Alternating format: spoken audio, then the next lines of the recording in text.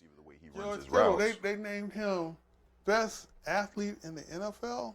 Wow. I don't go.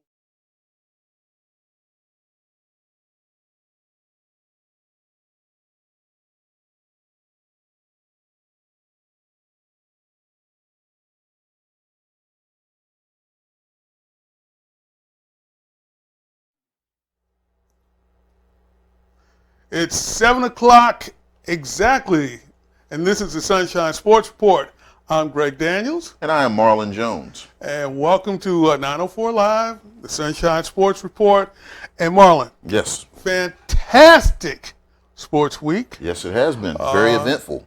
Very eventful. The NFL kind of leads the billboard. Of course. Another great playoff couple of games, both on Sunday. I think of what really has happened is the best two teams in their conferences are representing their conference. I think that the Chiefs were probably the best team overall in the AFC. Yes. And I always thought that the 49ers was the best team in the NFC. Yes. I mean, yeah, we can have a question or two about maybe Baltimore in the AFC. I wanted to see Baltimore do it. But all in all, I think the best two teams are going to play here in a couple of weeks. So we're going to talk a little bit about the game. Let's jump off of San Francisco and Green Bay. Now, Green Bay coming in, they were a slight underdog on the road because San Francisco blew them out during the regular season. Yes, it did. Yes, it did. And I think you were telling me that San Francisco had an identity crisis. They didn't know whether they were a running team or whether they were a passing team. They were just one of those teams that was just kind of floating in the middle there. Yeah, but they were playing with an improved defense. Yes. So they were going to try to beat you with the running game, and they were going to try to ball control you because what's the fellow's name? Jones, their running back. Okay. The running back. Ryan Mostert. No. For the Packers, Green Bay Packers. You're speaking of Aaron Jones. Aaron Jones, Yes, right? sir. Aaron Jones, and they had tight end Jimmy Graham. Oh, you're speaking of Green Bay. Yeah, Green Bay. Yes, they. I said that they didn't have an identity. They didn't know whether they wanted Aaron to run the team or they wanted to run the ball. They were very successful at running the ball, and they were very successful when Aaron was at the helm. But when they didn't establish one or the other, that's when they struggled. Yeah, but they were still 12-4. They were 12-4. They had a problem against the top echelon teams, but they were still 12-4. So it wasn't all in all. It was a very good season for them because they got to the championship game, the conference championship game. Also, I think it helped to legitimize Matt LaFleur, who going into the season, there was all the speculation as to how he would actually be able to be the head coach of an Aaron Rodgers, who was, in people's minds, here, and the coach is here. Well, I mean, we all have to start somewhere, though. Yeah. So Matt LaFleur, I think, anyway, he whipped the defense into shape. Yes, he did. Somewhat. We got to say somewhat. Because I started watching this game from the top, from the very beginning, and it was San Francisco all the way. Right. San Francisco they jumped on them, and then they put their foot on the necks, and they were never really able to get up off the deck. Yeah, it took Jimmy Garoppolo some time to finally get his legs underneath him. Because remember, before he could even really take the mantle as their franchise quarterback, he was out with a season-ending injury. Yeah, right. But see, and that's another thing. Why are we using that term, franchise quarterback? Starting quarterback here. There's a difference between a starting quarterback and a franchise quarterback. A franchise quarterback can be the face of your team. A franchise quarterback is a quarterback that even when you have those setback years, you build around that individual. Not every quarterback is that guy. So there are some teams out there that they're built around the running back. There are some teams where the quarterback is basically just there just to facilitate and make sure that the playmakers get the ball. But a franchise quarterback is the guy that I think if as you it goes, you I go. think you can make anybody that has the ability to be a pro quarterback into a franchise situation. I really do. I think I don't that. think though. I don't think so. I think you can if you run that particular offense that quarterback is most comfortable in. Remember Rob Johnson? Right. Remember Jay Fiedler? Right. Remember Matt Castle? Yeah. I can keep going. But what are you going? They never got into the correct situation. These are guys They that never. were, I that mean, were, because that, they physically, every one of those players had the physical attributes to be a franchise quarterback. Matt Mariota, Marcus Mariota. He has physical ability to be. Is he a franchise quarterback though? He could be under the No, right no, no. circumstances. Is he? He's not. Same thing with Jameis Winston. He's a franchise quarterback. No, he's not. He can be under the right circumstances, and it's a hit and miss league. In the NBA, they say it's a make it a miss shot league, and sometimes if you're in the right situation, you can ride it all the way out, and sometimes you're not. Like for instance, I go back many years ago. Jim Plunkett played with the New England Patriots. Right. He was out of Stanford, Heisman Trophy winner. Mm-hmm. Couldn't get out of his own way. Right. Goes to the Oakland Raiders. Mm-hmm. They won 2 Super Bowls because he got into the right circumstances. Vinny He didn't- Testaverde. What about him? Was he a franchise quarterback? He had attributes to be, but he never got into the right circumstance. The Jets wasn't a good circumstance for him. Not really. They were winning. But They were productive. When I say the right circumstance, I mean continual. It may not have been his time. The right circumstance. You I think for a lot of reasons you like the winner. You like the end result, and sometimes the end result is not because the player didn't have the ability. It was just his circumstance where he was at. Phillip Rivers is what I would call a franchise quarterback. Phillip Rivers has never won a championship Right. with San Diego. Why? Because But I feel like the way could- that he carried the team, he put the team on his back, that as the team went, he went. They built around Phillip Rivers. He put up the numbers. He was the success they had was largely because of Phillip Rivers. So he's the franchise quarterback. and he had Hall of Famers around him, offensively. But the question when you're the quarterback, and he the helped, question- and he helped make some of them Hall of Famers. Exactly. But some of those players will eventually make him a Hall of Famer. He will eventually wind up in the Hall of Fame. He was in the right circumstance and right situation for him. Had he gone to the New York Giants, he may not have had the same career. And the same can be said of Eli Manning. But see, there you go. You're saying that he wouldn't have had the same career. Eli won 2 Super Bowls. But if He didn't put up the numbers that Phillip Rivers put up, because Eli was in the right circumstance and but right he won situation. 2 Super Bowls. And he was in the right situation, the right circumstance. If you reverse those, send Eli to San Diego, and you send Rivers to New York, neither one of them win a Super Bowl. Or maybe Rivers wins 2 Super Bowls. You never know. I say that individuals with that level So- of talent, they definitely they're So- considered that. So I mean, what I'm saying is, to be a franchise quarterback, now everything has to line up just right, just right. I don't think so. I But think- we'll have to agree Now, to disagree yeah. on that one. But anyway, we're talking Okay. about the 49ers, and Deebo Samuel is a wide receiver, but Yes. he plays like a running back. Yes, he does. And I mean, once he gets the ball, he puts his head down, and he's not running away from the contact. He's No. running to the contact. Exactly. And when we talk about running backs for San Francisco, originally, do you remember this? Originally, the running back for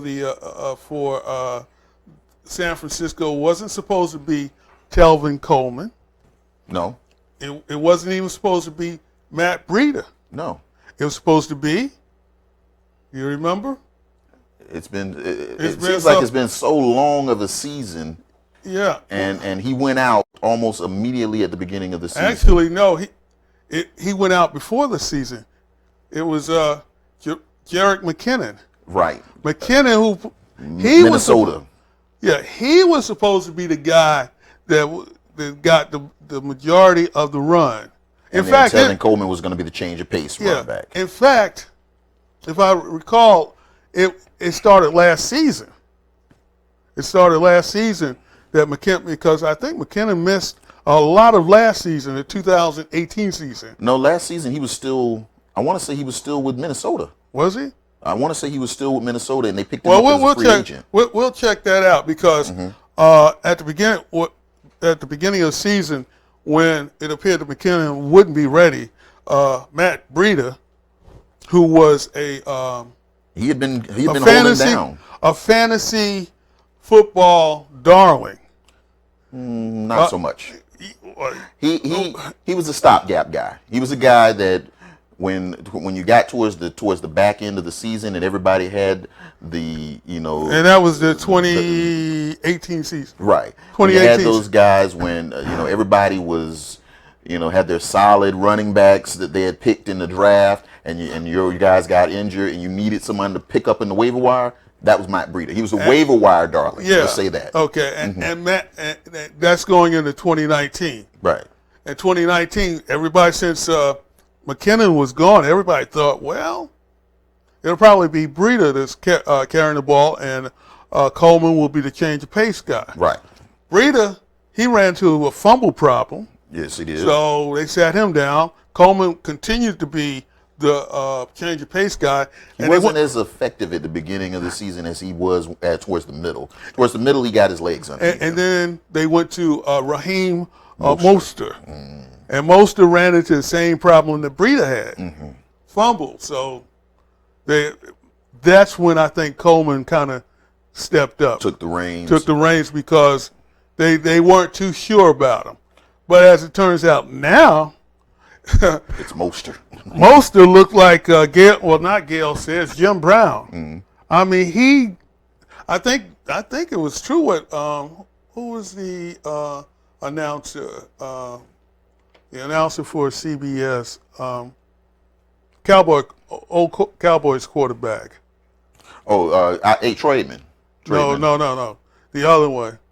Tony Romo. Tony Romo. Tony Romo. When you say old Cowboys quarterback now. Actually, you were right. It was Troy Aikman. Troy Aikman said that he said that Mostert was taking the Packers' manhood away from him. Yeah. He was like a bulldozer. Well, and there's a lot to be said when you're speaking of running backs, and we spoke about this some years ago about that want to. That when a guy is hungry, when a guy has been he doesn't have people on his side, when he's not getting the love, a lot of times it builds up a fire in them to where they run just that much harder than a guy that's got the money, he's got the position, he's got the love, everybody's counting on him, and then you got this guy over here that no one's paying attention to, and he's like, hey man, I gotta run like this is my last chance to touch the ball. Maybe. And defensively, the 49ers were off the chain with Nick Bosa, DeForest Buckner. But they also got their middle linebacker back that had been Quan Alexander. Yeah, because Quan Alexander went out towards the middle of the season, and Ford, they got D Ford back too. Right, because they had put him on injured reserve, and when they put him on injured reserve, as someone that had the 49ers defense in fantasy, you could see the difference. Yeah. Okay. That's how you gauge by fantasy. No. You had the 49ers? I knew that particular You had the situation. 49ers? I had the 49ers defense. I got rid of the Bears defense because I said I was going to ride out the rest of the season with the 49ers defense. And they were a juggernaut at the beginning of the season, and then they just got hurt. They just started to taper off because their middle linebacker, who and plus they were playing the NFC West, which is a tough division. It's a tough division. And because if you consider Arizona brought up the rear, but Arizona's not really a bad team. Not really. It's a team that's still finding its way. Right. It's and they would have done better in other divisions, I think. I don't know. Like I said, I'm not the saying way that they were playing at the beginning of the season, yeah, and the way they were manhandling offenses at the beginning of the season, the only thing, and I noticed it the minute he went out, I thought to myself, maybe I should get rid of this defense, but I stuck with them, and that loss of Quan Alexander, I saw it. It was very evident. Very evident, because Quan Alexander is one of those individuals where he's what they call a sideline to sideline tackler. Ray Lewis. Right. He's a Ray Lewis from the middle. Very quick. Very, nothing's going to get past him. If you Is he a cover linebacker or more run stopper? More run stopper. So when you lost him, teams were able to work the middle of the field a little bit more because he wasn't there. And with Richard Sherman and Emmanuel Mosley in the defensive backfield, it's probably one of the more solid, if not best, defenses in the NFC. Right. Well, actually NFL. So this is like the final play of that Green Bay San Francisco game. And we'll roll that for you. It's 49. Actually, Green Bay has the ball, and this one right here just about ends the game. As you can see, timeouts, and now inside of 2 minutes. Out downfield. It's passed from and picked. from our guy. Sherman is fourth in his postseason career and ends this game. And the old hand picks it off. Of course. And that's the end of the game. 49ers celebrate an NFC championship. So, and didn't they learn from the last time? That's what happens. That's what he says? That's what happens. LOB. LOB. Okay, so 49ers come out on top in that game, 37-20. It's a 17-point loss, but actually it probably worse. Yeah. Well, I don't know if it could have gotten worse. I think Aaron Rodgers became Aaron Rodgers, and he made it close towards the end, or at least respectable towards the end. Right. Let's take a timeout. When we come back, we'll talk about the other game in the AFC, the Kansas City Chiefs taking on the Tennessee Titans. And this game started out pretty much the way the game before when Kansas City played Houston. Right, they jumped on them, and I didn't think they were going to let Kansas City come up for air. Now, this is the Sunshine Sports Report on 904 Live. You can check us out on 904 Live, the Facebook page. You can check us out on 904 Live YouTube. And we're also on 904 Live Periscope. And you can also check out either one of our pages, Marlon Jones' page, Greg Daniels' page, the Sunshine Sports Report page. You can check this show or any of all our shows on all those venues. So we'll be back in just a minute, and we'll talk about that AFC Championship game. Our job here at the winery is to show them a good time.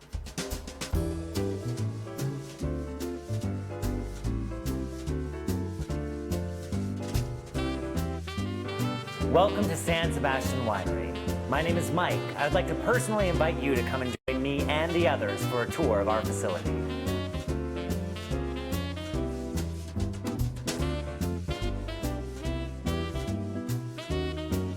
The tasting starts with a tour where we witness a video and then walk through our facility here and then come down to the tasting counter to taste 7 to 8 different wines. Our job here at the winery is to show them a good time, also educate them no matter what their knowledge level is about wine. we always enjoy having them leave here with a little bit more than they came. When we've concluded the tasting, we talk about taking some time to go through the store, go through the shop, look at the wine accessories that we have, decanters, glasses, Venturis, aerators. It's a wonderful experience. We have one aspect of the building that is extremely special.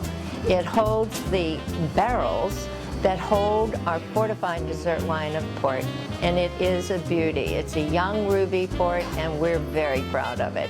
We limit our tours to about 25 people for a reason. We do not want big, gigantic tours where you feel like you're just one of many. I believe the best part of the tour is at the tasting counter, where we have a little bit more personal interaction with our customers. I love to sit around, talk about good wine and how it's made, where it comes from, all of those good things. And I enjoy sharing that with my guests here at the winery also.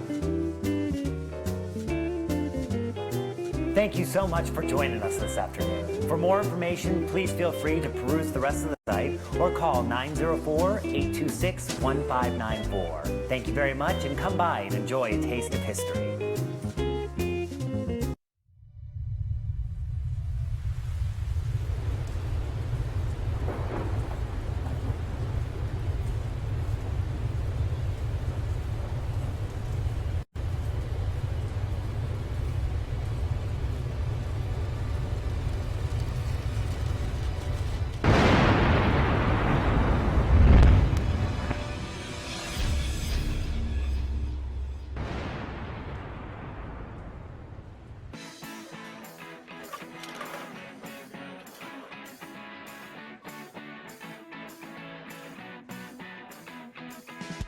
I'm Mike Bishop. We're here at Big Storm Brewing Company getting ready to can a storm. We're going to be canning our Arcus IPA today. We start harvesting the cans over here to go into our pre-rinser to make sure we have nice clean cans.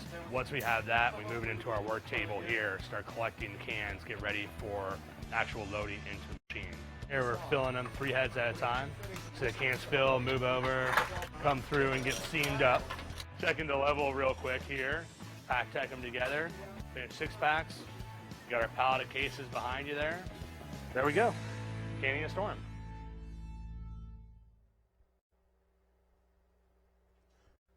And welcome back to the Sunshine Sports Report on 904 Live. We're discussing the AFC Championship game between the Kansas City Chiefs and the Tennessee Titans. Yes, sir. Chiefs won that game 35-24, I'm sorry.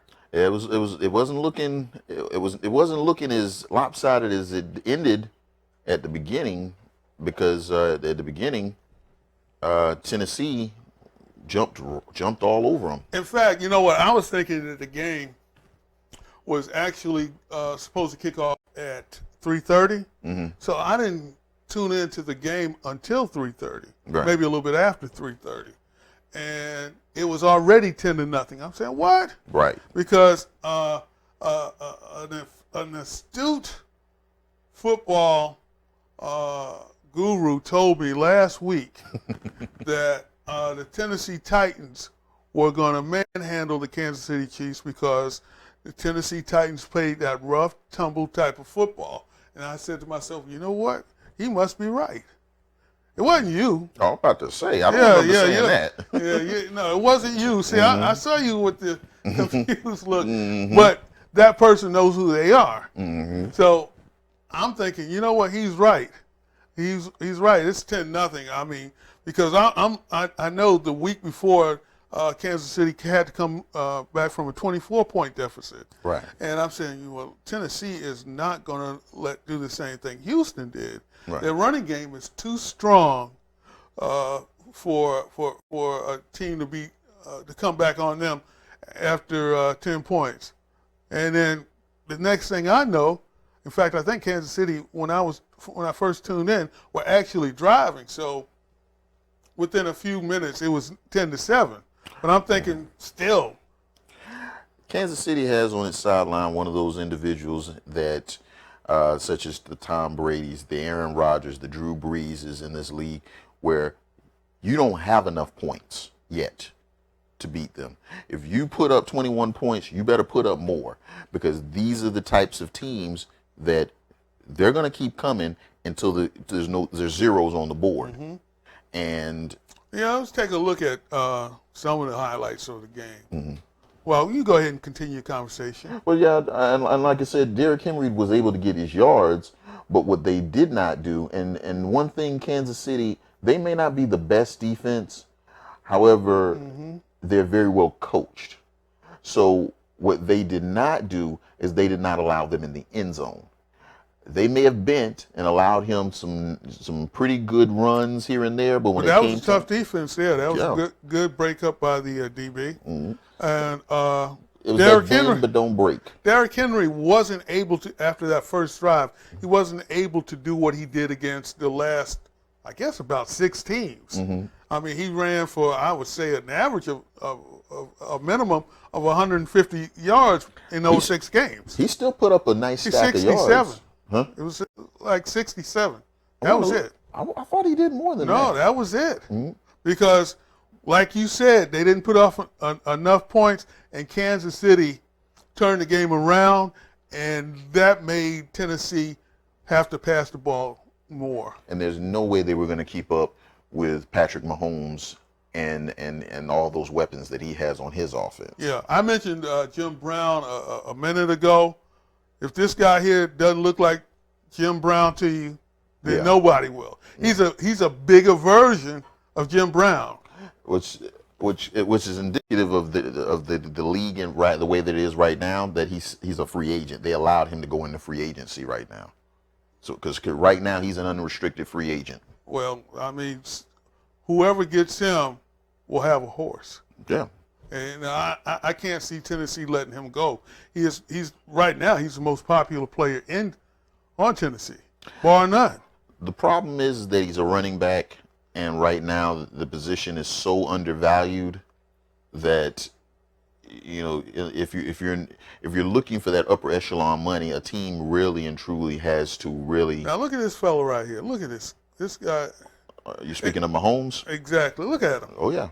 Now, this is what I'm talking about when I say a player should play more than one sport. Because when a playback breaks down, right, then as an athlete you can revert back to other athletic events or to get you out of trouble. Yeah. Because if you notice one thing about coaching, they coach. Especially quarterbacks, they teach you to do one thing and one thing only. And like the passes he makes, the left-handed passes that he throws, right? He would be running steps.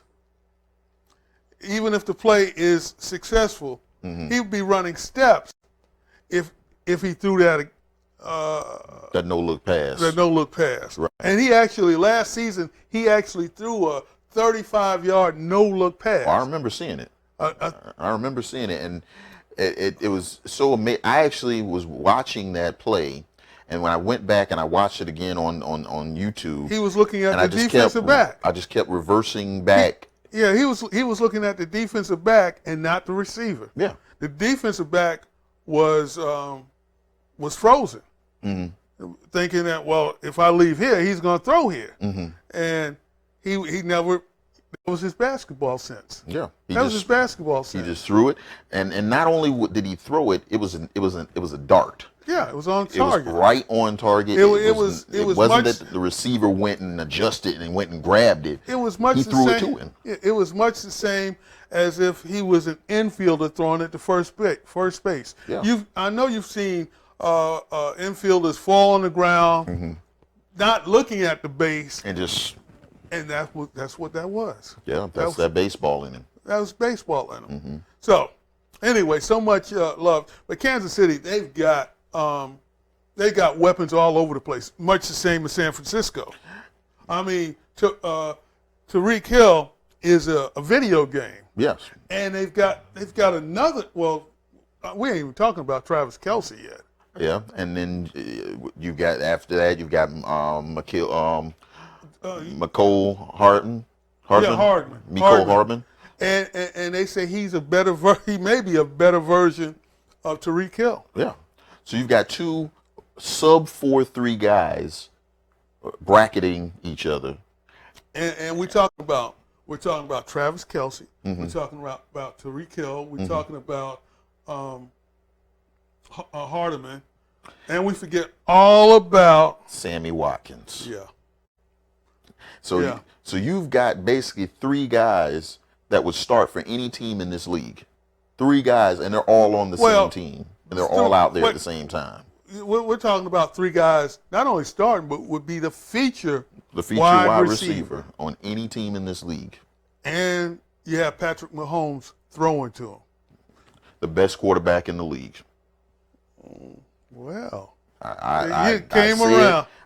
Came around? It came around. What do you mean? It's no longer Tom Brady. Oh, come on. I'm just asking. I'm asking for a friend. Tom Brady is the greatest quarterback of all time. Well, okay, but there's a lot of people say that, and he might be. We'll give him that for right now. But Mahomes has actually started out a little quicker. He just didn't have the Super Bowl. I think the first year that Tom Brady played, he actually won a Super Bowl. No, yes, it was the first year he started. He won the Super Bowl. He was more of a. He was a game manager then. Yeah. He was a game This manager. guy here has not been a game manager. No, not from the day one. He's used all the tools that that Kansas City has made available to him. And speaking of Kansas City, Andy Reid, what can you say about? I went back to do some looking up some stuff about Kansas City and what was it, Houston? No, it was Tennessee. Tennessee and the Jaguars to compare them. Right. And as I was looking up the last 5 years, there was no comparison. Tennessee kind of mirrored Jacksonville a little bit. And then I looked at Andy Reid, the last 5 years, he was 12-4. You mean Kansas City? Kansas City, 12-4, 12-4, 10-6, 12-4, 12-4. Yes. Andy Reid, how do you do that? How do you do that? And then and Mahomes wasn't the quarterback the entire time. Yeah. Only 2 years. But the thing that got him run out of Philadelphia, it wasn't that he wasn't successful, because he was. He just wasn't able to win the Super Bowl. And that was what got him run out of Philadelphia. Yeah. So now I feel like Andy Reid, if he's to win this Super Bowl, that would solidify the Hall of Fame for him. Let's hope he gets his due respect. I feel like that in itself, all he would have to do with his resume, all we have to do is win that one Super Bowl, and that's a Hall of Fame resume for him. So, Super Bowl is week after next, and we're going to reserve our picks until the big Super Bowl show. Yes, sir. A week from today. Yes, sir. And we'll tell you who we like. But me personally, I like both of these teams. Both of them are well-deserved. And neither one of them snuck in. No, not at all. They were the best teams regular season and postseason. Yes. And I look forward to that Baltimore-Kansas City dual rivalry. I think the NFL would be smart to schedule them every year for the next 5-6 years anyway. And I would say so, because they're going to become the Patriots and Colts of this era. Right. They're going to become that rivalry to go back and forth. But here's what I would say at this particular point. Don't count Lamar Jackson out quite yet. Oh, no, absolutely not, especially with that Baltimore defense, no. But not even just that. Lamar Jackson went into the offseason last season, and everybody knew he could run. Everyone knew he could run. Lamar Jackson said, no, I'm upset about the fact that I'm not throwing the ball well. I'm going to go into the offseason, and I'm going to get better at throwing the ball. And I didn't think he could do it, honestly. I didn't think he could do it. I did. I thought because he actually was a good passer in college. He wasn't accurate, but you could see he had a strong arm. But see, that was the whole thing. When speaking of good passer in college, a lot of times when you're in those spread offenses, guys are wide open. So to say that a guy is going to go into the offseason and reinvent himself as he did, I didn't see it happening. Now, with that being said, you get this close, you light the entire league up, you become the MVP of the league. He will be. You get this close and then come up short. I feel he goes into the offseason again. If he has that same will that he had going into last offseason, I'd watch out. Yeah, but football is a team sport, and I think that the whole Ravens team has to have that mentality. And plus, they have, I think, a really great coach in John Harbaugh. Jim. John. John. Yeah, Jim Oh, wow. is in. He's in Michigan. Michigan. For now. Yeah, for if now. they don't beat Ohio State this year, he won't be there long. No, they won't take that for very much longer. But yeah, John. I think he is the next great coach if he's not already. Yeah, I think he's already put himself in that conversation. For him to, I mean, we're looking at a Jacksonville Jaguar team that has had their moments of being good. And it was just a moment. And exactly, they peak. They have a few good years here and there, and then when they go to rebuild, they're bad for a while while they're rebuilding. This is 904 Live, and I'm glad you mentioned the Jaguars, Jacksonville Jaguars, because they yesterday they hired their brand new offensive coordinator. Yes, they I did. think the last time we talked, you said they waited too late to let Filippo go.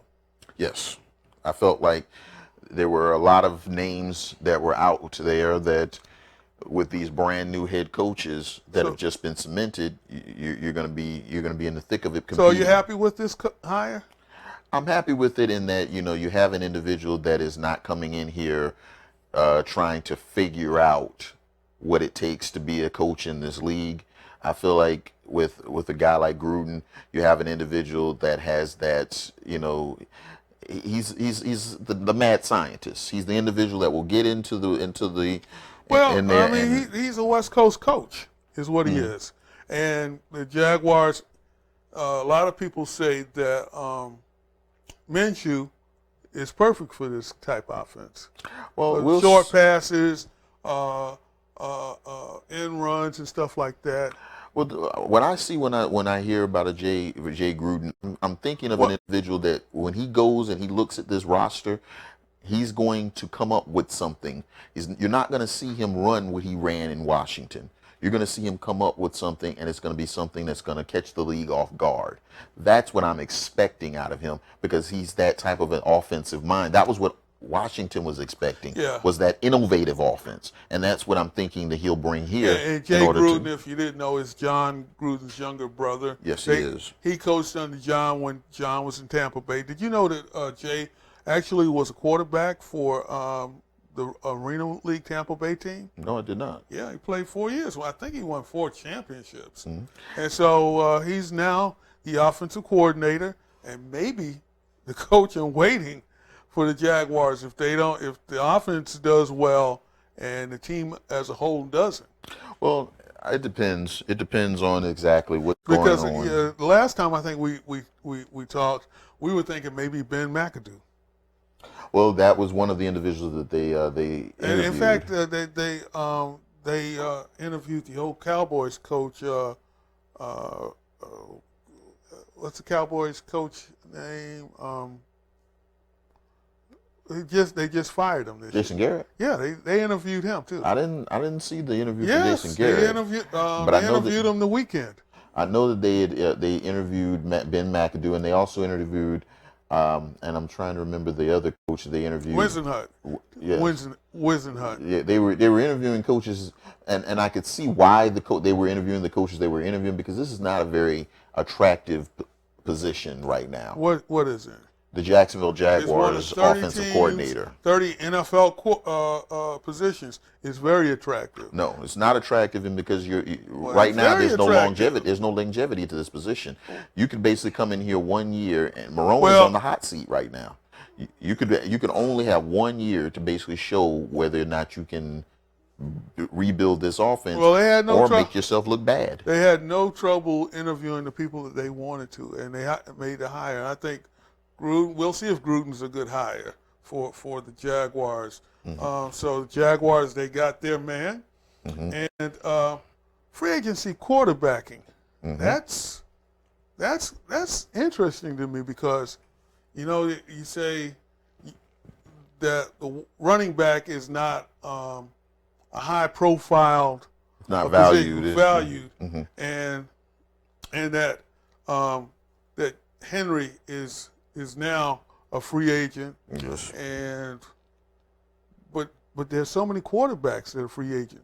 If Eli Manning had continued, he would be a free agent. Tom Brady, for what it's worth, right now at this very moment, he's a free agent.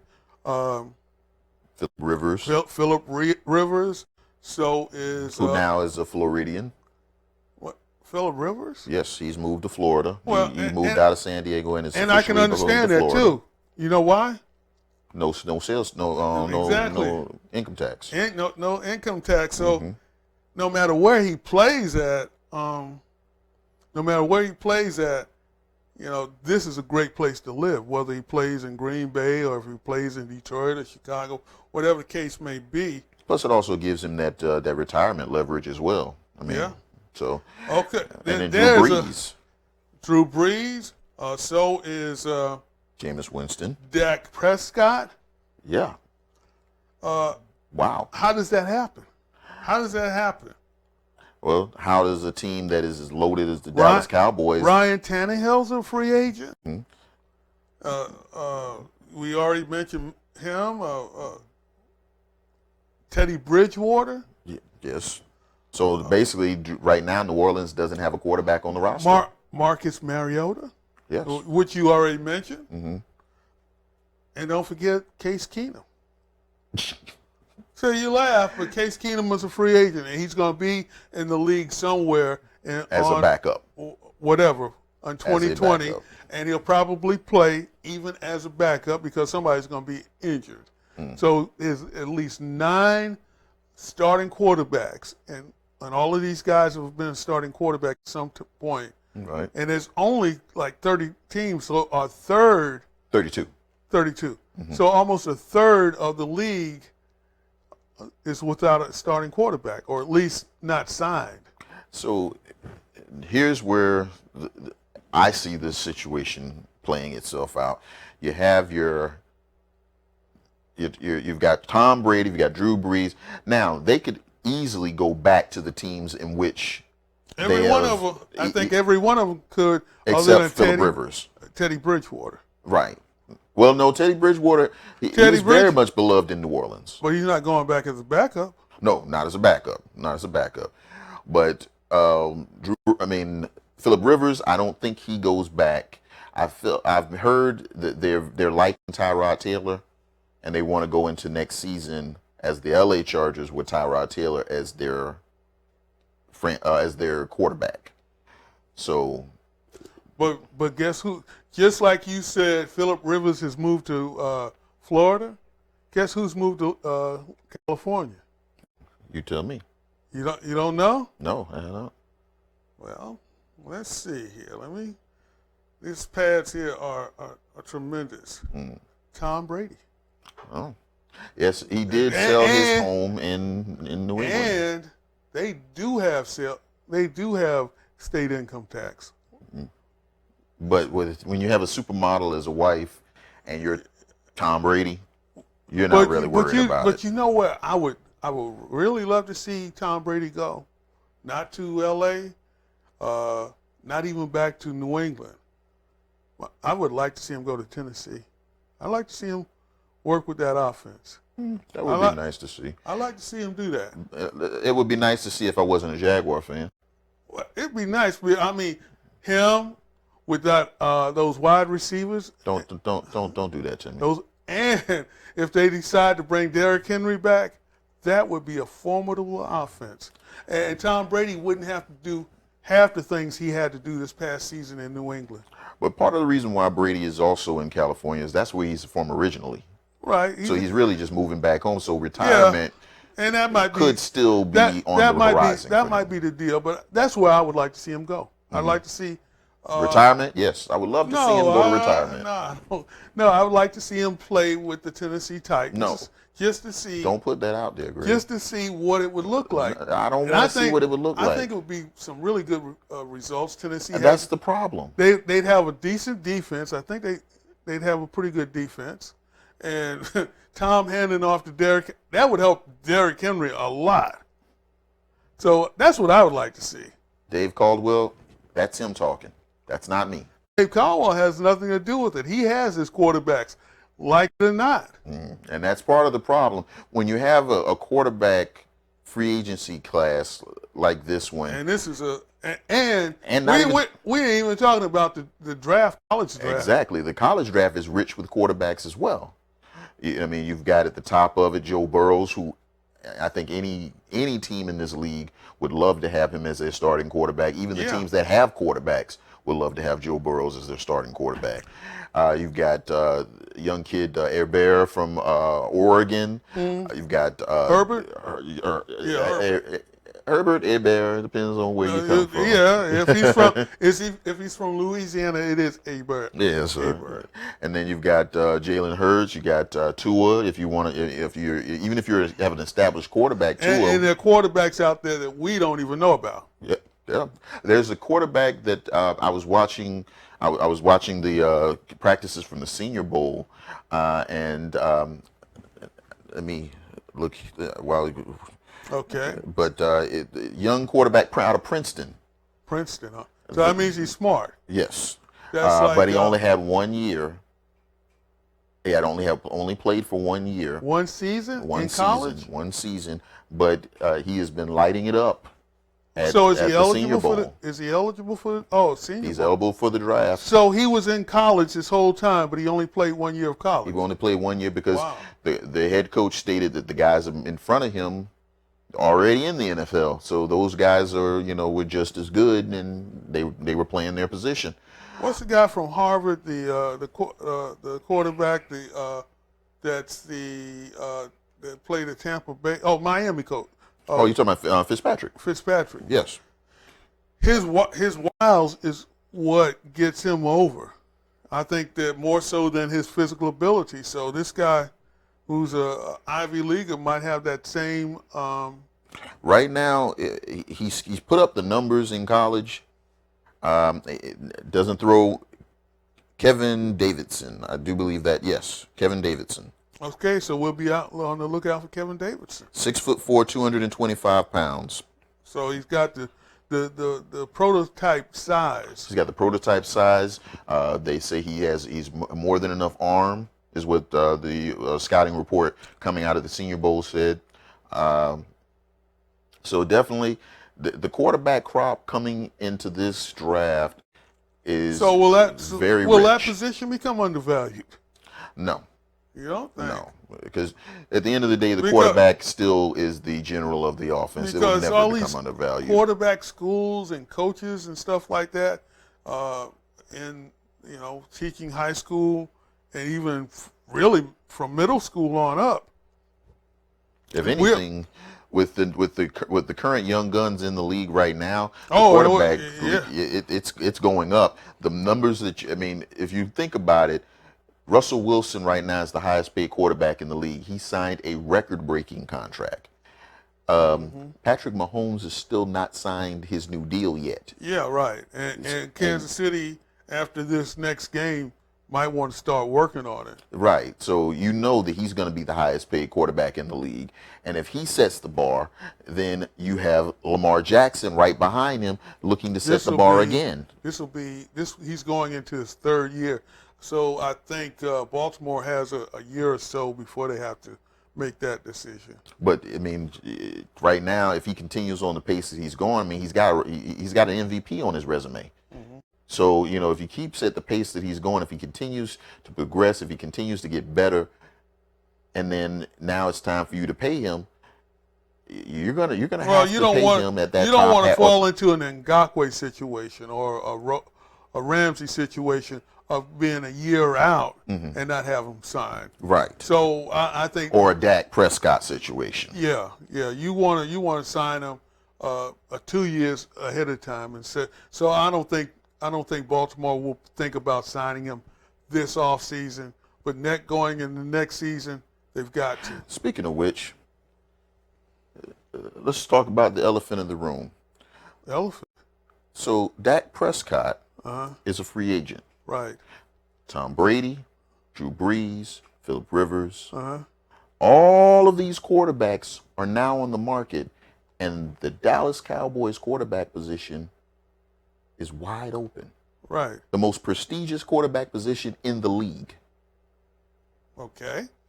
Do you think that might lure any one of these potential Hall of Famers? If the money is right, sure could. Absolutely could. Yeah. But the thing is, do you want to play for Jerry Jones? I mean, I've never really thought when I hear about players talking about becoming Dallas Cowboys, it's never been playing for Jerry Jones. It's about putting that star on their helmet. Yeah, well, that's the lure of playing for the Dallas Cowboys. I never hear it. I don't want to play for Jerry Jones. It's the star. It's an overbearing owner. Yes, he is. So that might grate on some players. But yeah, I think that if the money is right, I don't see Tom Brady wanting to go there, but maybe. Why not? He says he wants to play, and New England at some point has to turn the page. If you're Jerry Jones, so you just want to get him out the AFC conference. I want to get him completely out of the AFC. If you're Jerry Jones, that would be interesting too, because the Cowboys have a lot of weapons as well. They're a little bit older than Tennessee, but they're still Would you rather pay Dak Prescott or Drew Brees or Tom Brady? You really have to think about that?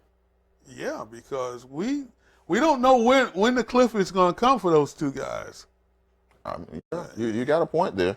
I mean, but you also Teddy Bridgewater could wind up there too. But you're also looking at a roster here that it's not going to stay stacked for long. So you're talking about a 2 or 3 year window. I don't think they have that long. I think that the Cowboys have been individually good as players. So they're not going to be able to sign a lot of their players after this year. So I think you got maybe a year's window, because DeMarcus Lawrence gets a big salary. I think that what's the middle linebacker, Smith? Jalen Smith, yeah, yes. I think he's going to be getting a big contract. So I don't think they're going to be able to keep that roster together as long as, say, Tennessee will be able to keep their guys together. So if you're Jerry Jones and you're looking at the possibility of bringing back the guy that basically led you to not making the playoffs this year, or going out here and grabbing one of these Hall of Famers that are trying to go for one last hurrah before it's time to hang them up. And it's not a bad landing spot for him. I mean, if you're Phillip Rivers, what's the better chance of you winning a ring? Yeah. But now it doesn't take like more than a year to gel with your team. I mean, it depends. It depends. You know, well, I mean, we'll see. Cowboy. Yeah, there are a lot of different. Like I said, there are 9 prominent quarterbacks that are free agents. Right. That means that there's 9 positions open. Right. So any one of them can land any place. Do they go after Jameis Winston? I don't feel like when you're talking about that Cowboys position in a win now type situation that you would go after a young guy that needs work.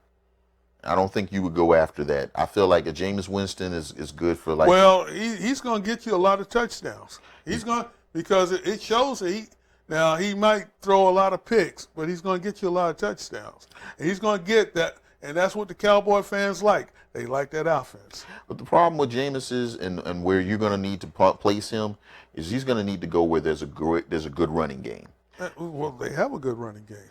So that's that. Yeah, the Cowboys could be an option, but I don't see them. But I think the biggest obstacle with Dallas. with Dallas will be the Valley Ranch for Jameis. Oh, I think that would be the biggest obstacle.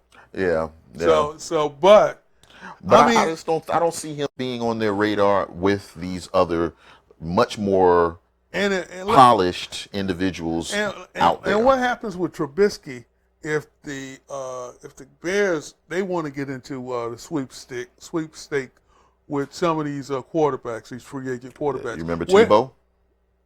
Tebow?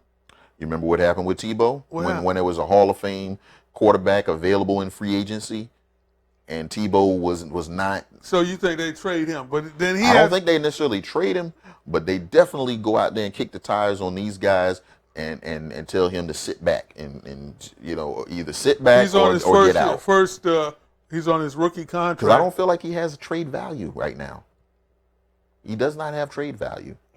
But it's a first round. He's a number one pick. He's a number one pick. So, but I don't think he has trade value right now because he really hasn't played very well. So if you're sending him somewhere, you're sending him to a coach that says he fits my scheme. Yeah, well, they should have. Maybe they should have traded for Phillip Rivers, the Bears. I mean, why trade for him and give up assets when you can basically go grab him in free agency? And this is the thing with the Chargers. Mm-hmm. Chargers and Rams are both moving into a brand new home. Right. So maybe since Phillip Rivers is gone, and you said they like Tyrod Taylor, but maybe they make a splash in the free agency. I don't think that they would run after the quarterback because now you also remember they've got a gaping hole at running back now because Austin Eckler, as good as he is, he's not a feature back. Remember what you said. Mm-hmm. Running back is devalued. They can pick up a running back. They can pick up one in the draft. They can pick up Derrick Henry. So there you go. I mean that they could solve the running back problem very easily. You get a Derrick Henry and you put him in that San Diego offense, and wow. LA offense. All right. Mm-hmm. We had a retirement. One guy we're not talking about in this quarterback. We did talk about him a little bit, but yes. It's Eli Manning. Yes. He's Tomorrow. gone. He's gone. Is he a Hall of Famer? Is the only question left to answer. Yes, he is. I guess by default he's a Hall of Famer. He won 2 championships, and he's a Manning. Okay. Congratulations. He had a Hall of Fame career. And I'm a Giant fan, but I wasn't really that impressed with him. Mm-hmm. Yeah, he wasn't my guy. He wasn't a Peyton Manning. But he won you championships. Yes, he did. Well, he was on the team that won the championship. Oh God, come on. Antonio Brown. Oh. It's a sad case because he's being arrested. He has a warrant for his arrest for assault and battery. Did you not see that coming? Yeah, and the question is why? Why is he doing it? Why is he assaulted his moving man. Yes. So the way that the story was that I read on it, so a moving man showed up and he told him that he owed $4,000. And Antonio Brown disputed owing the $4,000. The moving man then took off and was taking the belongings that he had brought as well with him. Antonio and that's Brown, where the burglary part comes in. No, not yet. That's when Antonio Brown threw a rock at the truck, denting the side of the truck. The moving company negotiated with Antonio Brown. He told them that he would pay the $4,000 as well as the damages to the truck, which is about, I think it was like $800 and something for the damages to the truck. Mm-hmm. So that they radioed the driver to go back and drop off his belongings. However, Antonio Brown only paid for the $4,000 and refused to pay for the damages to the truck. So at that point, the driver attempted to drive off again, and that's when it was stated that Antonio Brown's trainer then attempted to prevent the driver from getting away, attempted to grab his keys from False him. imprisonment. Right. Took the keys out of the truck, went to the back. They started pulling things off the truck. He was telling them those aren't all your things. They started throwing things back on the truck. That's where the burglary comes in at, because they were taking things off the truck, and he said all of those things were not his things. That's he has bad case of CTE, and prayers go out to him. Oh, and then at some point they assaulted the driver, and that's when the police came. Antonio Brown fled to the house. Yeah, and so last I heard, he still wasn't arrested. One more thing before we get out of here. Pro Bowl is this weekend in Orlando. Yes, sir. And for those of you who don't watch the Pro Bowl, and I'm one of them, this year they actually have a reason to watch the Pro Bowl, and that's because they're testing out a new rule that the NFL has actually already adopted. The onside kick rule. The onside kick rule is what I call it, the make it or take it Right. rule. And what they plan on doing is this. When they have the coin flip at the beginning of the game, instead of determining who kicks the ball off and who receives the ball, Right. if the winner of the coin flip, I think, automatically gets the choice of whether they want to take the ball at the 25, and because there's not going to be any kicking, no kicking, no special teams at all, just other than field goals and punting. Wow. So take the ball at the 25, or well, it's kind of confusing, but let's say team A takes the ball at the 25. Right. You have your regular 4 downs to make 10. Right. Say you score a touchdown. Then you have the option of letting the other team get the ball on their 25, and they have the regular 10 yards to pick up for a first down. Or you can take the ball at your own 25, but you'll have to make 15 yards in one play. So it'd be like the play will be 4th down, and it'll be fourth and 15. So nobody's going to do that during at the beginning of the game.